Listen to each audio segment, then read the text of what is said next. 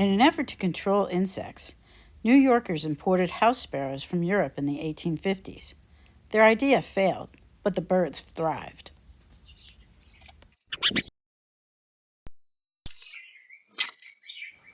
Because house sparrows overwhelm bird feeders and sometimes harass, attack, and kill native birds, they are often considered a nuisance.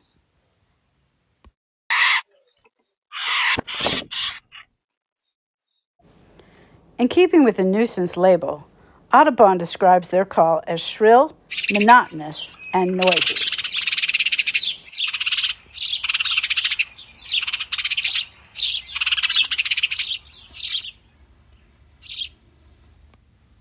The male sparrow's coloring is more vivid than the female's, and the prominence of the male's black bib shows his dominance within the flock.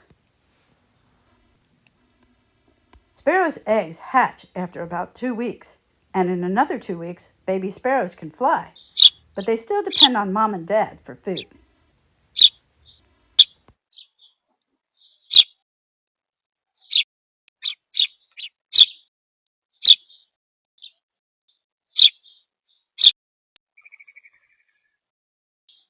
Thanks for watching House Sparrows on Backyard Birds.